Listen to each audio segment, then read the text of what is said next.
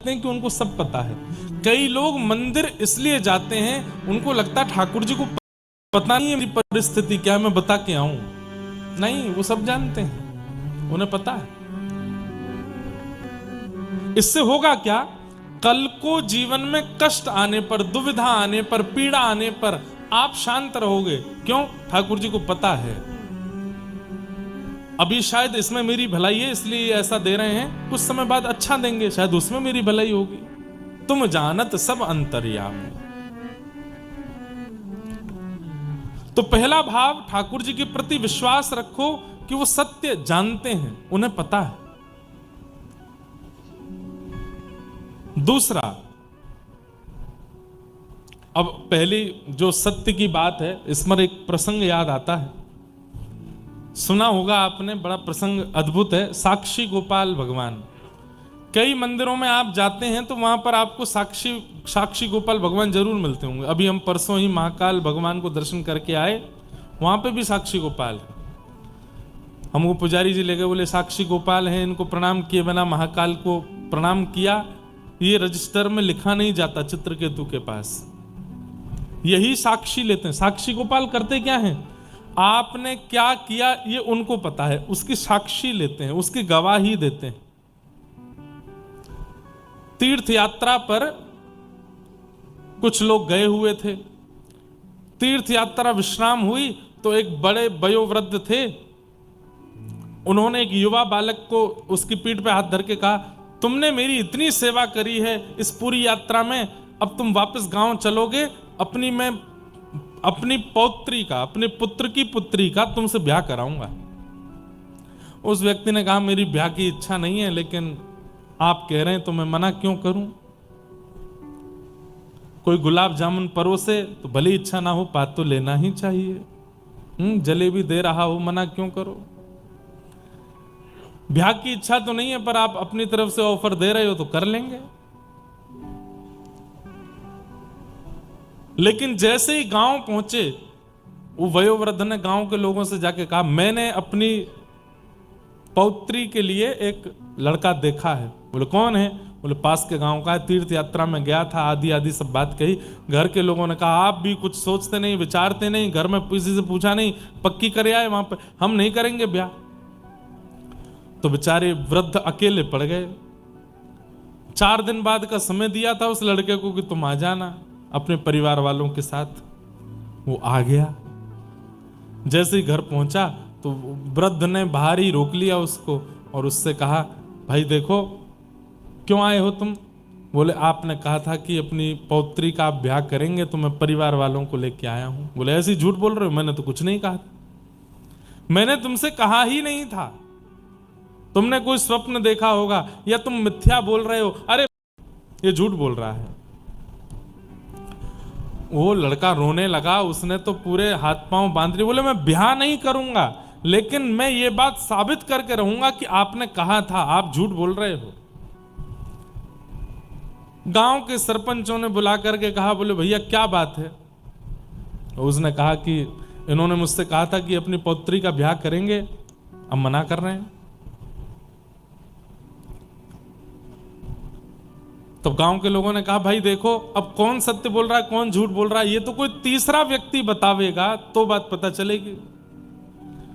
जब आपने इनसे कहा था कि आप अपनी पौत्री का ब्याह करेंगे इनसे, तब किसी ने सुना था? तो जो और भी लोग गए थे यात्रा पे, वो सब लोग भी मना कर दिए, नहीं हमने तो नहीं सुना था।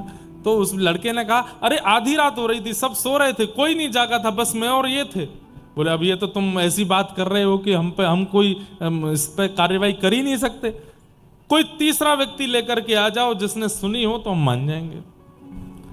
तब उसने अचानक से एक बात बोली, हाँ एक ने सुनी है। बोले कौन? बोले जब हम रात्रि में सो रहे थे तो गोपाल जी का मंदिर था, वो गोपाल जी सुन रहे थे। घर के सब गांव के पंचायती सब हंसने लगे। बोले गोपाल जी सुन रहे थे? बोले हाँ उन्होंने सुना है।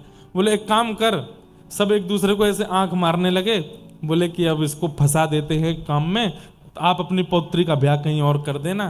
बोले क्या? बोले हाँ भाई किसने सुनी थी बात तुम्हारी? बोले गोपाल जी ने। बोले तू एक काम कर, गोपाल जी को लेके आ, अगर गांव के सामने उन्होंने गवाही दे दी तो तेरा ब्याह हम इससे करा देंगे।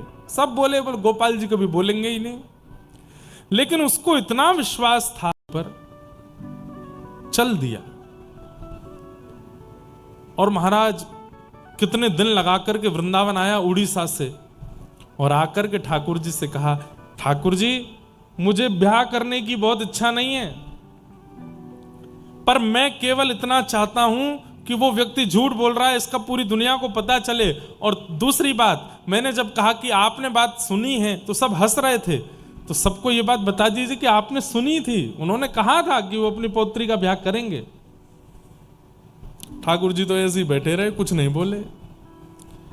उसने मक्खन का भोग लगाया, ठाकुर जी को माला पहनाई, ठाकुर जी को इत्र लगाया। बोले आप बोलते क्यों नहीं हो, कुछ बोल दीजिए ना। हाँ, अपना काम होता तो नेक में ही बोल पड़ते, अब मेरे काम बनना है तो क्यों बोलोगे। ठाकुर जी से ऐसे वार्ता करने लगा। देखिए नाथ, आप बोलो चाहे मत बोलो, पर मैं ये जानता हूं कि आपने सुना है। बिन पग चलहि सुनहि बिन काना, मैंने सुना है कि आप सुनते हैं। तीसरा कोई नहीं था जिसने सुना था, आपने सुना था। कृपा करके चलिए ना मेरे गांव। रात्रि का समय हो गया, मंदिर बंद हो गया, पुजारी जी ने पर्दे आदि लगा दिए, बाहर देली पे बैठ के सिर पटकने लगा।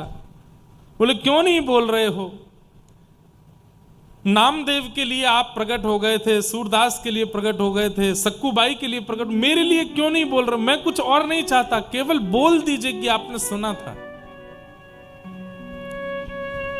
मंदिर बंद के अंदर से ठाकुर जी बोल पड़े, ए बावड़े, ये कलयुग है, कलयुग में मैं मूर्ति के रूप में, मूर्ति कोई चलती है, मूर्ति चलती नहीं। बाहर से वो भक्त बोला, तो वो बोलती भी तो नहीं है मूर्ति, आप बोल कैसे रहे हो। नाम जप भी नहीं करते, परिक्रमा भी नहीं करते। ऐसे साधन शून्यों को भी ठाकुर जी मिले हैं। कैसे मिले हैं? केवल और केवल विश्वास की कसौटी पर। उसे विश्वास है कि उन्होंने सुना है और वो इसी की रट लगाता रहा। ठाकुर जी प्रकट हो गए। बोले देख, तेरा गांव बहुत दूर है वृंदावन से, आने जाने में बहुत समय लगेगा। तो बोले तो क्या हो गया, चल दो। अरे वो बात ठीक है, पर तुम सब भक्त लोग हो, तुम लोग तो भूख प्यास सह ले, तो मुझसे नहीं सहन होता है। मैं तो एकादशी भी नहीं करता, मैं तो उस दिन भी प्रसाद पाता हूं, 8 बार भोजन करता हूं दिन में। बोले मैं आपकी सब व्यवस्था कर दूंगा 8 बार भोजन की। बोले इतना सारा भोजन कैसे लेके चलोगे? बोले बैलगाड़ी में ले चलूंगा, पर आप चलो, मैं अपने हाथ से बना बना के पवाया करूंगा। ठाकुर जी बोले अच्छा, और कहीं तुम हमको ले गए और अपने गांव से फिर वहां अपना काम वाम बनवा के वो मुझसे बोले अब चले जाओ अकेले वापस, तो नहीं नहीं, आप कहेंगे तो मैं छोड़ने भी आऊंगा और फिर पूरे रास्ते भोजन बनाता लाऊंगा, आप चिंता मत करो। ठाकुर जी बोले तो फिर एक बात और सुनो। बोले क्या? जब हम रुकेंगे तब हम दिखेंगे, जब चला करेंगे तो हम दिखेंगे नहीं। बोले मुझे कैसे पता चलेगी कि आप चल रहे हो? बोले मेरे नूपुर की ध्वनि आती रहेगी, मैं चल रहा हूं, पीछे मुड़ के देखना नहीं, तो जहां देखोगे वहीं रुक जाऊंगा। तो ठीक है। क्यों? ललित गति विलास वल गुहास। ठाकुर जी सीधे नहीं चलते, मटक मटक के चलते हैं, टेढ़े मेढ़े चलते हैं, उछल उछल के चलते हैं। और उस झांकी को कहीं इसने देख लिया तो गांव पहुंचने से पहले ही पधार जाएगा। इतने सुंदर लगते हैं ठाकुर जी चलते हुए। बोले कि इसने अगर मुझे देख लिया तो ये वहीं इसका जीवन अंत हो जाएगा।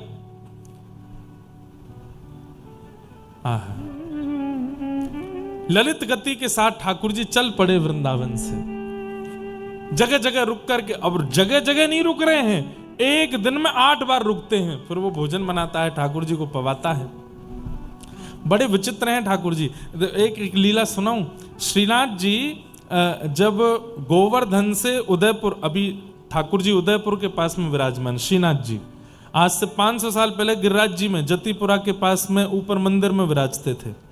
गिरिराज जी की परिक्रमा करते हैं तो गिरिराज जी के पर्वत के ऊपर जो श्रीनाथ जी का सफेद मंदिर दिखता है, उसी में श्रीनाथ जी विराजते थे।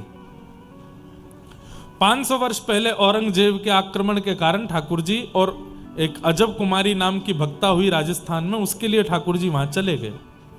तो जगह जगह ठाकुर जी के पड़ाव पड़े। कोटा में भी चरण चौकी है, ठाकुर जी की कुछ दिन वहां रहे, जोधपुर में भी रहे, उदयपुर में भी रहे, कुछ कुछ दिन कुछ कुछ साल सब जगह रुकते हुए, प्रसाद आरोगते हुए सब जगह से फिर नाथ द्वारा पहुंचे। ध्यान से सुनिए सब लोग, इधर देखो। तो जोधपुर के पास में उससे पहले अष्टयाम ठाकुर जी का भोग, जैसे सुबह 8:30 बजे बाल भोग लगना है, तो 8:30 बजे जिस नगर में पहुंचते थे ठाकुर जी, उस नगर के लोग बाल भोग तैयार करते थे, ठाकुर जी को पवाते थे। कुछ टोलियां आगे चल के बता देती थी इतने बजे तक श्रीनाथ जी आएंगे, आप लोग राजभोग तैयार कर लो। शुद्ध पवित्र स्थिति में राजभोग तैयार होता था, ऐसे चलते थे। तो एक बालक था, उसने कथा में सुना था कि ठाकुर जी के लिए कुछ भी अर्पित करोगे तो ठाकुर जी प्रेम से अर्पित की गई वस्तु को स्वीकार करते हैं। बड़ा ठाकुर जी का भक्त। आज उसको जब सुनाई दिया कि श्रीनाथ जी ब्रज से राजस्थान आ रहे हैं और हमारे गांव से निकलेंगे, तो उसने सोचा कि सब भोजन बना रहे हैं, सब प्रसादी बना रहे हैं, मैं छोटा बालक मैं क्या बनाऊं। तो उसने कील हथौड़ी से ठोक करके सुंदर ठाकुर जी के लिए चौकी बनाई कि ठाकुर जी पाएंगे तो थाल रखेंगे कहां पर। अब उसको ये नहीं पता था कि थाल रखने की चौकी होगी, सब संगी लेके चल रहे हैं, लेकिन उसने बड़े भाव से एक चौकी बनाई। अब छोटे से बालक ने बनाई बनवाई, जैसे भी हो, ज्यादा बढ़िया नहीं थी, मतलब ऐसी थी कि उस पर थाल रखें तो वो चौकी ऐसे हिलती थी, लेकिन उसने बनाई बड़े प्रेम से। ठाकुर जी का रथ जैसे ही उस गांव में पहुंचा, गांव के लोग सामग्रियां लेकर के पहुंचे, पीछे चांदी की सोने की चौकियां ठाकुर जी की रखी थी, जैसे ही ला करके रखी तो ठाकुर जी ने गुसाई जी से सर हिला के मना कि इस पे नहीं पाएंगे।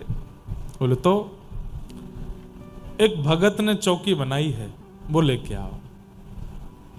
बोले जय जय, आपकी तो प्रिय चौकी चांदी और ये सोने की चौकी है, इसमें ही पाते हो आप। बोले नहीं, अब वो लेके आओ, उसमें पाएंगे।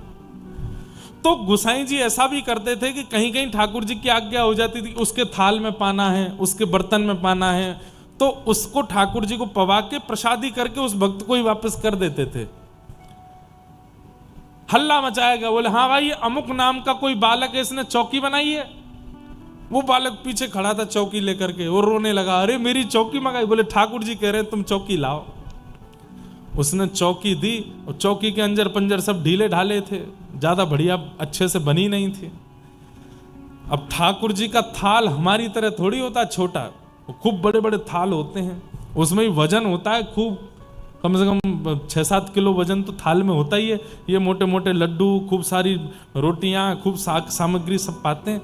वो थाल जैसी रखी वो चर चर चर आवाज करने लगी चौकी।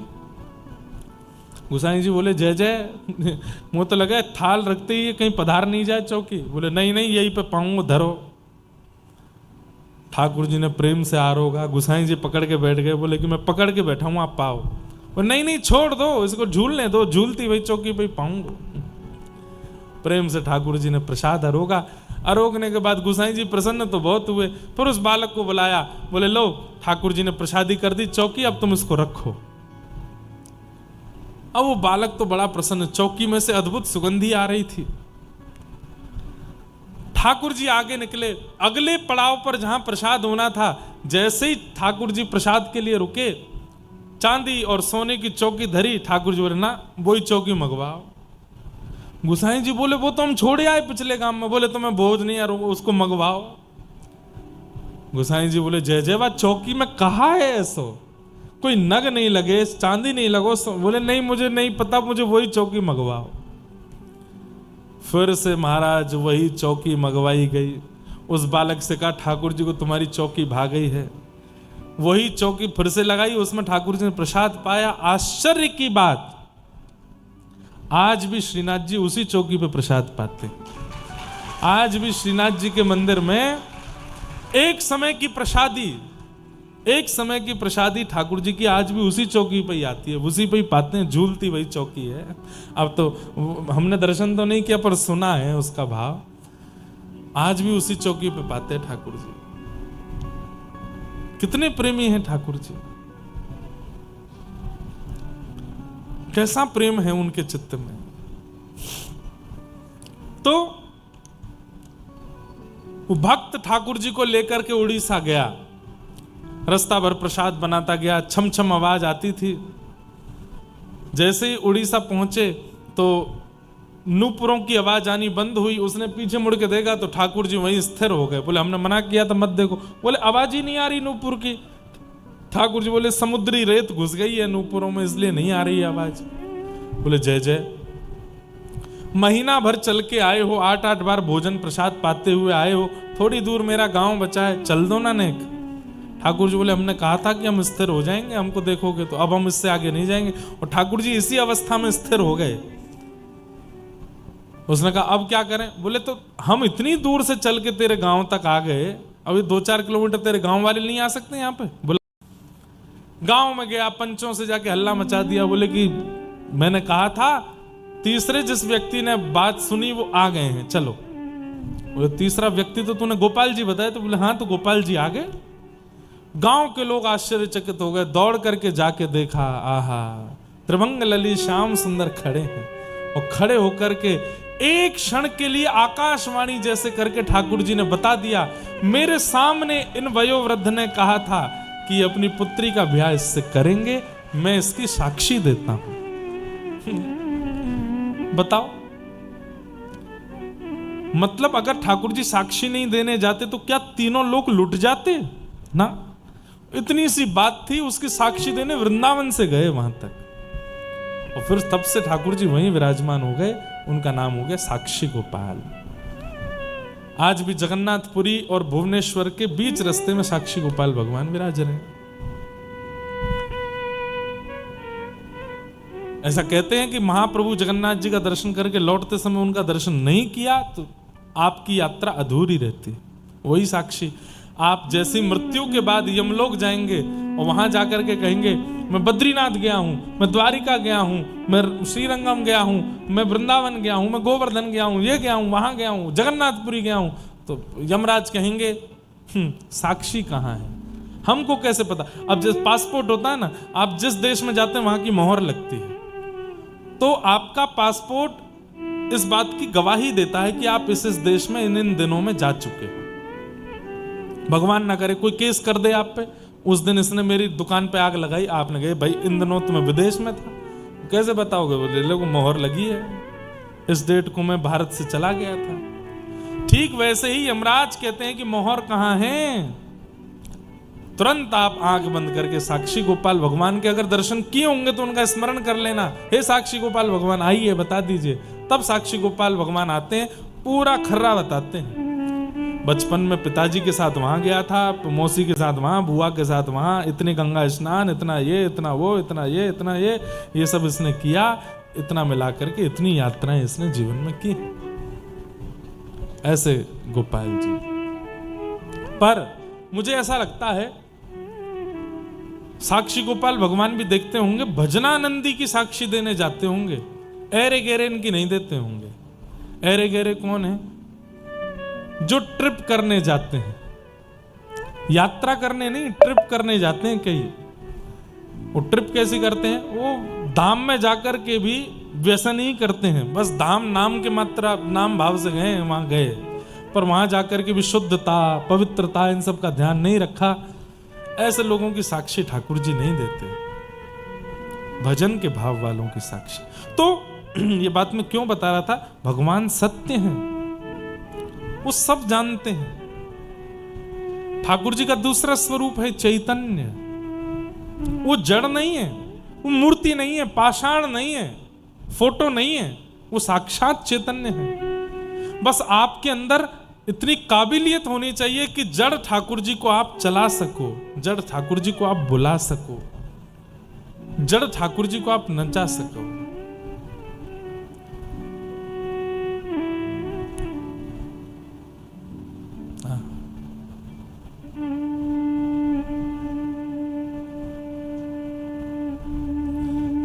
ठाकुर जी बोल सके, चैतन्य। और अंतिम है आनंद। ठाकुर जी आनंद स्वरूप है, आनंद देते हैं। ठाकुर जी सुख देते हैं, आनंद देते हैं। ऐसे ठाकुर जी को हम बारंबार प्रणाम करते हैं। हाँ। अब ये बजा रहे हैं तो मन हो रहा है मैं गा दूं। मनमोहन तुम्हें रिझाऊं, वो तो है नित नए लाड लड़ाऊं, बसा कर नैनों में, छिपा कर नैनों में, बसा कर नैनों में। सब लोग गाओ। छिपा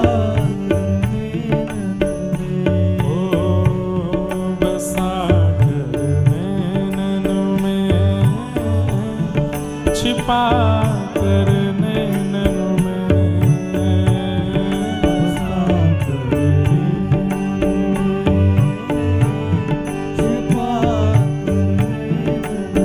ओ मनमोहन तुम्हें रिझाऊं,